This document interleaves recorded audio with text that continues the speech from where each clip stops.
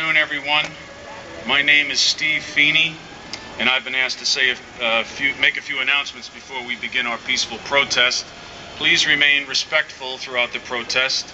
We are here as peaceful witnesses in an attempt to call attention to an election process which is deeply flawed.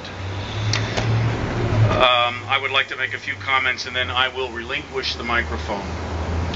In 2004, John Fund wrote a book titled Stealing Elections. It is, quote, a chilling portrait of our electoral vulnerability, unquote, as stated by the Heritage Foundation. The Florida fiasco of 2000, with ultimate U.S. Supreme Court intervention, 8 of the 19 hijackers from 9/11 registering to vote, vote brokers stealing elections, absentee ballots for fictitious people and pets, more voters than census-listed adults, computerized voting machines have only made it worse.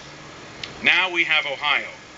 My understanding is that Secretary of State Jennifer Brunner interpreted the Ohio law that requires voters to be registered for 30 days before they are eligible to vote to mean they must be registered 30 days before their ballots were counted rather than 30 days before they were cast.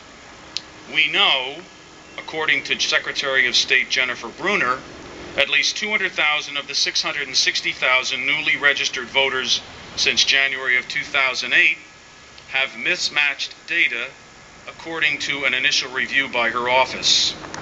By numerous news sources, ACORN, the Association of Community Organizers for Reform Now, has been in the lead in opposing voter ID laws and other efforts to ensure ballot integrity. Just today in a dispatch, fortunately I forgot the paper, but it says, voters flocking to Ohio.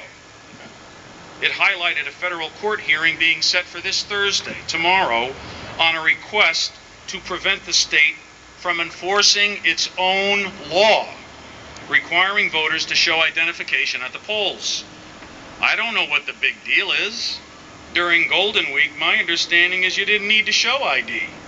You just needed to say 4 numbers as if they were the last 4 digits of your social security number. What's all the fuss about? Was at the last minute.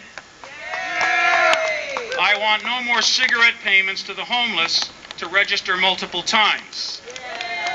I want Jennifer Brunner to comply with federal law and check mismatched records. The U.S. Attorney General has the authority to enforce the law, and he should, immediately. No one is disenfranchised by checking to make sure voters are who they say they are. I want residency to remain as defined by Ohio state law, which according to the dispatch states, a person shall not be considered to have gained residence in any county of this state into which the person comes for temporary purposes only, without making such county the permanent place of abode. It's the law. Don't try and reinterpret it and or change it. I want each voter to have some form of ID, proving they are who they say they are. If the homeless are disenfranchised, then I ask ACORN, help them get an ID. I want election oversight with the use of independent, Republican, and Democrat volunteers, not paid campaign workers, to root out the potential for fraud on Election Day. Yay. And lastly, I want integrity and honesty returned to the election process in Ohio and in every state. In closing, I'd like to leave you good people with the following thoughts.